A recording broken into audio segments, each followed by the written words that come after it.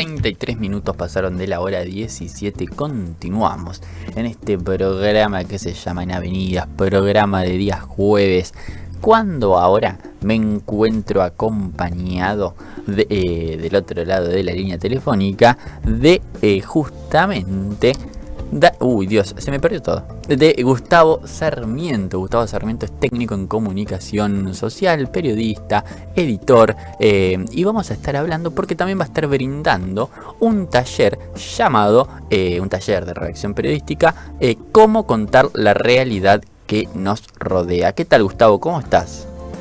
Hola, buenas tardes. A vos y a toda la audiencia. ¿Cómo anda por allá? Bien, perfecto. Bueno, Gustavo, primero que nada quiero que empecemos hablando un poquito de qué trata, en qué consiste este taller que vas a estar brindando. Bien, el taller que arranca el martes 17 de junio, son cuatro clases virtuales de tarde. Se propone hacer todo el recorrido de que uno hace cuando tiene que escribir una noticia en una redacción, pero a lo largo de 4 clases, conociendo desde qué es qué hace algo una noticia, qué es noticiable, dónde encontrar una noticia, pasando por, bueno, la importancia de la jerarquización, conceptos claves del periodismo, y hasta llegar a la elaboración de una noticia. Digamos, una nota propia, lo que el taller a través de ejercicios, material audiovisual, ejemplos de notas, propone esto, que al término de las 4 clases, quien lo desee pueda escribir una nota propia, donde yo me ofrezco como editor y nada, con la posibilidad de que después, si le interesa, pueda publicarlo donde quiera, digamos. La nota es de la persona, no es ni del taller ni mía, y ha pasado, qué sé yo, cuando hemos hecho un taller similar en tiempo, de que han salido publicadas en Tiempo Argentino, donde yo edito información general, ha salido publicadas notas, porque la verdad que todos podemos hacer una buena nota, no hay que...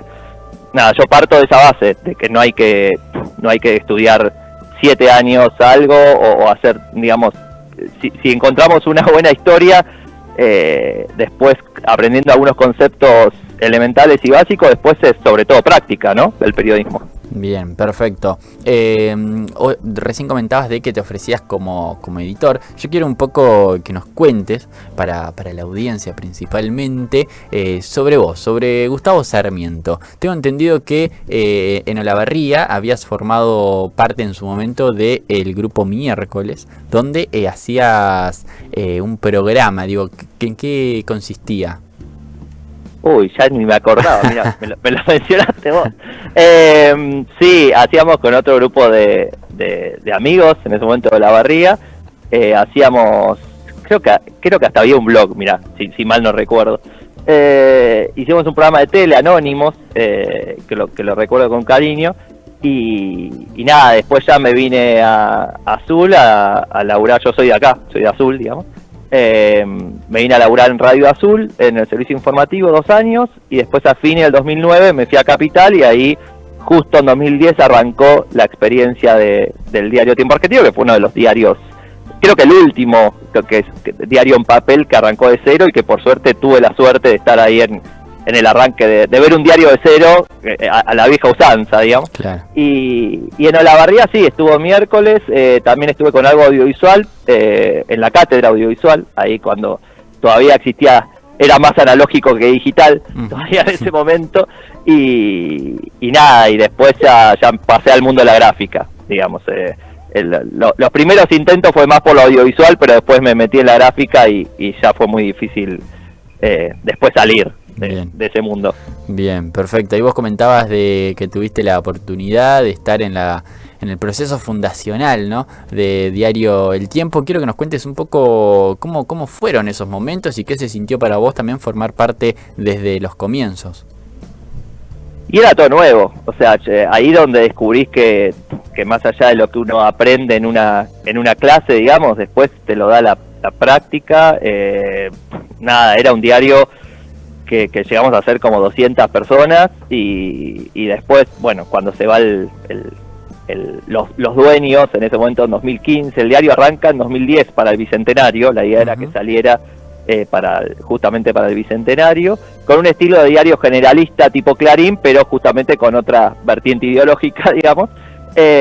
y en 2015 los dueños se van y ahí a fines del 2015 decimos, bueno, ¿qué sabemos hacer? Sabemos hacer periodismo, así que sigamos nosotros. Nos constituimos en cooperativa, principio del 2016, en abril, y ahí empezamos a salir en papel, volvimos a salir en papel los domingos en papel y el resto de la semana en la web, que es así como nos mantenemos hasta hoy. Pero ahí es cuando uno, con el periodismo autogestivo, que para mí es como lo que más va a ir saliendo, porque en el contexto actual del periodismo y en el contexto actual socioeconómico es cada vez más difícil que salga más laburo de medios de medios privados. Ustedes lo han visto con el Popular ahí, pasa en Capital con los grandes medios que cada vez contrata menos y cada vez usan menos gente, y ahí es donde tuvimos que aprender a ser más que periodistas, y a nosotros nos enseñan a escribir, usualmente nos habían enseñado a escribir en mi época, y ahí donde descubrí que tenés que aprender muchísimo más que escribir. Tenés que aprender a lidiar con el mundo de los distribuidores, de los canillitas, empezó a haber sector de redes, de audiovisual, de cobranzas, cómo facturarle a un municipio, a una provincia, a la nación, cómo hacer un área de suscriptores, de socios, nada, y así todo. Y entonces lo mismo que antes escribíamos, empezamos a hacer también otras tareas, y nada, es un aprendizaje todo el tiempo, porque el periodismo es un oficio que todo el tiempo va cambiando tecnológicamente, ¿no? Claro. Si bien después quedan las historias, o sea, cambiarán los soportes, pero si tenés una buena historia, el soporte que sea, me parece que tenés grandes chances de llegar más lejos. Bien, en estos cambios que vos mencionás, de los soportes, por ejemplo, particularmente en lo que es redacción, ¿cuáles ves también vos que pueden ser algunos de los grandes cambios que hoy atraviesa la profesión periodística, quizá más ligados a los públicos? Sí, de la gráfica, que por ahí es lo que más puedo hablar, porque obviamente después están los streaming, etcétera, pero ese mundo lo toco menos. Obviamente está atravesado por lo digital. Hoy es muy difícil abrir un medio en papel nuevo porque, nada, por los costos, primero, el papel está dolarizado y se hace muy difícil. Y segundo, por lo cultural, la gente lee cada vez menos. O sea, si les pregunto a ustedes cuántos diarios en papel leyeron en el último mes, posiblemente hayan leído muy pocos. Porque es así, porque leemos cada vez menos en papel y estamos más acostumbrados a la lectura digital, que es muy urgente, está muy en diagonal, leemos 20, por ahí leemos más que antes, pero mucho más rápido y menos concentrados. Entonces, y en un mundo donde estamos casi estallados de noticias todo el tiempo, y hasta el celular nos tira qué notas cree el algoritmo que nos va a gustar.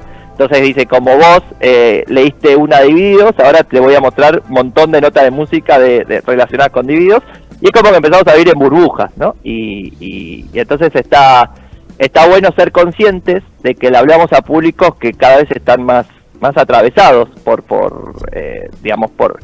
noticias de todos lados, y entonces empezar a, más allá que lo digital es tan efímero, ¿no? Más efímero que el papel, empezar a prestarle atención, a tratar de darle el tono que podamos, que mejor nos salga, y de la manera más prolija posible, ¿no? Porque a veces por la urgencia va en detrimento de la calidad. Claro. Entonces, pero bueno, al mismo tiempo es una ventaja, qué sé yo, para las universidades, por ejemplo. Yo soy un convencido de que las facultades tranquilamente, por lo menos las de sociales, las de digamos, las que tienen carreras de comunicación, tranquilamente se pueden posicionar como actores mediáticos en sus sociedades.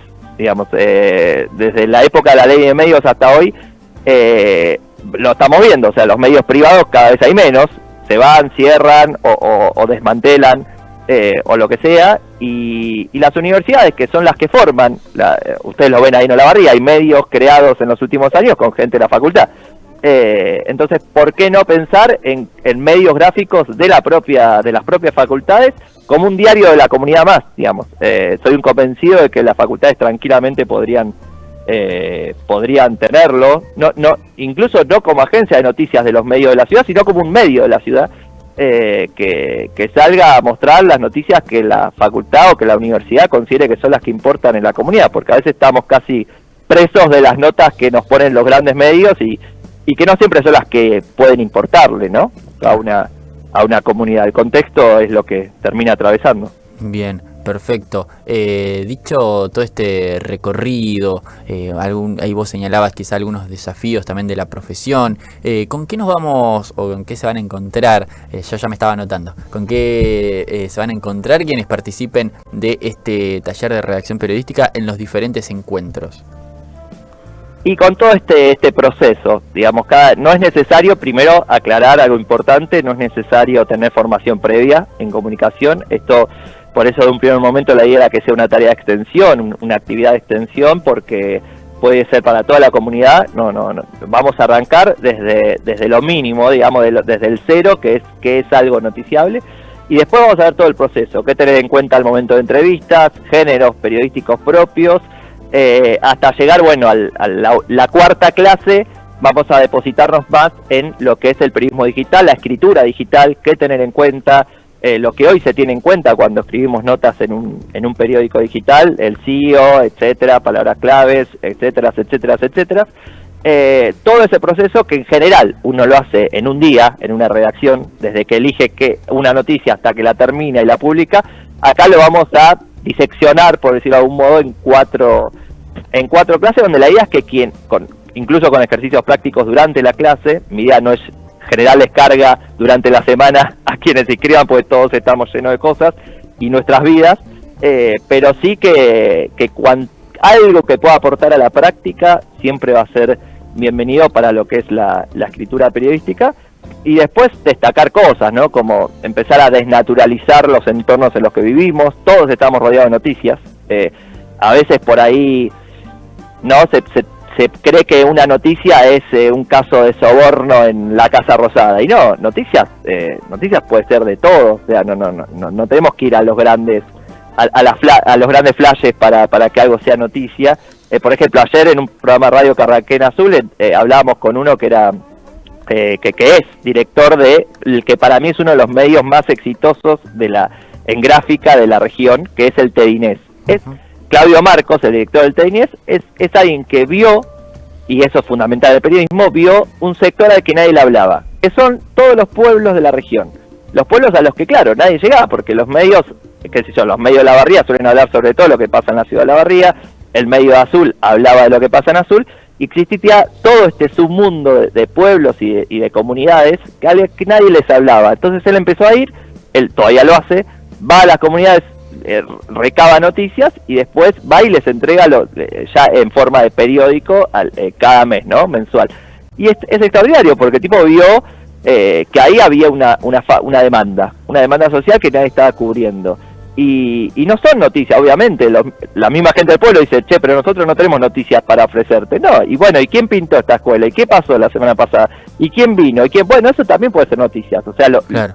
Lo social no hay que desperdiciarlo. Y el territorio, ¿no? Creo que hoy que me preguntabas, bueno, qué, digamos, los cambios que se dan en el periodismo, bueno, un cambio es ese, que cada vez se ve menos territorio, cada vez...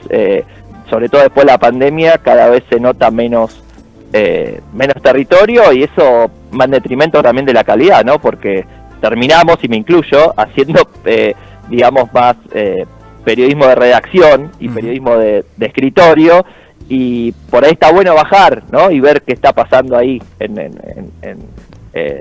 lo social, en el territorio, y ahí obtenés un montón de otras notas que ni pensabas que existían. Claro, ahí en esto que vos mencionabas de buscar la noticia, si se quiere, en los pueblos o quizá en términos más locales, yo te quiero preguntar sin conocer, ¿no? Pero ¿puede haber algo ahí que explique quizás tu retorno a la ciudad de Azul en su momento? Sí, está eso y está querer alejarme un poco del ruido. Allá vivíamos frente al Metrobús, o sea, ahí muy cerca de Puente Saavedra. Para quien conozca por allá, es el límite entre Capital y Florida, digamos, partido de Vicente López, y es la misma avenida que haces 20 cuadras más, avenida Maipú, y llegás a la Casa Rosada. Así que imagínate, a la Casa Rosada, perdón, a la Quinta de Olivos. Imagínate el quilombo cotidiano, pero uno lo naturaliza. Entonces llegó un momento, pandemia, que pasó las primeras 2 semanas, aislamiento, y ahí de pronto uno dice, pero la puta, estábamos, o sea, con el ruido cotidiano con el cual uno naturalizaba vivir. Y bueno, ahí surgió la idea de avanzar en construir algo en un terreno que yo había comprado hace 15 años, en una zona que en ese momento no era ni urbana y ahora hay más gente, y bueno, hasta volver acá. Y un poco la idea del taller, y lo mismo que el programa de radio que mencionaba recién, es un poco, sí, también reinsertarme un poco el aporte que uno puede hacer, ¿no? Desde lo que sabe en algún punto, y nada, aportar desde el lugar de cada uno en la propia sociedad en la que está. Y bueno, obviamente después habrá un montón de cosas por hacer, pero por lo menos plantar bandera, porque si no, claro, siento que con el home office y todo, siento que estoy en una segunda pandemia. Claro, bien, Gustavo. Bueno, antes de despedirte, quiero que repases, si te parece, un poco sobre el taller, hasta cuándo tienen tiempo para inscribirse, para quién está destinado. ¿Y hasta cuándo? Calculo que hasta ahí, hasta el mismo día que arranquemos, ahí el martes 17 de junio a las 19, creo, si mal no recuerdo, sí, porque ahora te estoy hablando desde el patio, me fui, así que no puedo chequearlo, pero creo que era 19, son 2 horas de clase, taller virtual, así que se puede anotar quien sea de donde sea, y dura 4 clases. Se ofrece como trabajo final una nota propia de cada persona sobre lo que siempre hago hincapié, es que sea una nota de la zona donde uno vive, ¿no? Bien. Que no sea el quilombo Israel-Gaza, Palestina, o sea, obviamente que eso es noticia, pero no me interesa tanto una nota de opinión de la persona, sino una nota que cumpla con los conceptos del periodismo, digamos, y darnos cuenta que todos podemos escribir una nota, que no hace falta ir a Clarín para escribir una nota. Bien, perfecto. Bueno, Gustavo, agradecerte por tu tiempo, por venir a compartir un poco sobre tu experiencia y sobre este taller. Bueno, muchísimas gracias a ustedes. Me tengo que dar una vuelta por allá, así que cuando pueda me daré una vuelta, la veré muy cambiada seguramente. Puede ser. De hecho, ya hay carrera de periodismo que en mi época no había. Claro. Así que nada, les mando un abrazo y seguramente nos estaremos cruzando, y muchas gracias por el llamado.